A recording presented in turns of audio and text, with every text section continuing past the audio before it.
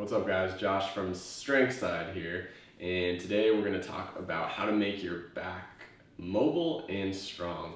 So a lot of the time when it comes to back pain or some type of dysfunction in the back or spine, it's one of two things going wrong. Either we've lost range of motion in the spine, so you're kind of too glued into one range here and we can't get back into that other range, or you're not correctly stabilizing your spine, meaning your torso or your core muscles aren't strong enough to stabilize you when you're moving or when you're changing positions, right? So we're just going to go over a couple of things here that you can do to kind of address both of these things and just make your back very, very healthy. So first one is we'll get down on hands and knees and we're going to go through the cat-cow position. So this is a yoga movement here, and it can be very, very helpful for restoring full range of motion to your spine. Okay, so I'm going to start in this extended position here.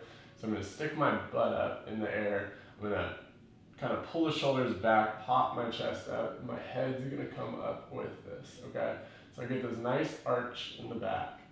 Now we're going to move to the other position by pushing the floor away, dipping my head down.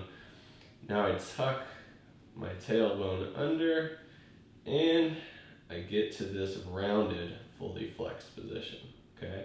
So now we can move in and out of these positions. Pay attention to which one you're more limited in, okay? If I can only get to this much flexion, then I'm probably gonna need to work more on this position to getting that full range of motion, okay?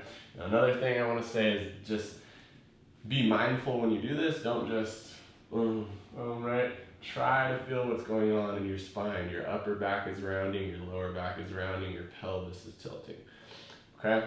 So the next one we're gonna do is we're gonna move in frontal plane, which just means we're gonna get some side-to-side motion of the spine. So we're gonna go here, boom, hip and shoulder are gonna come together, and then we can slowly come to the other side.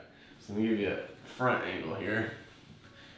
So I bend to the side, my head follows. You can even try to look at that hip, and then we go to the other side. Make sure to not sway your hips too much. I don't want to do this, right? The hips are trying to kind of stay in the same position, and that's going to allow us to get all the movement from just the spine, okay? So now we're restoring this healthy range of motion to the spine. What we can do right after that is just simply try to stabilize it, right? So strengthen our core muscles, and we're gonna do that with a plank, okay? So after we've done these cat-cows, now we know extension and flexion. Now we just want to get to a really neutral position.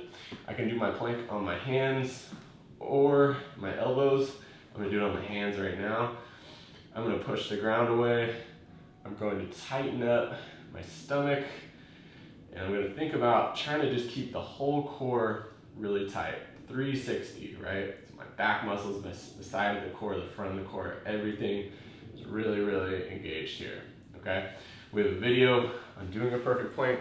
Check that out if you want more instruction on doing a good plank.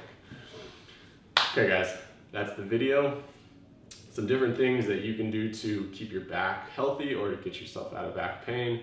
Always try to have as much range of motion in your spine as you can, but then be able to stabilize that range of motion as well. Be sure to like the video, subscribe to Strength Side, check out movestrongnow.com. As always, I'll see you in the next one.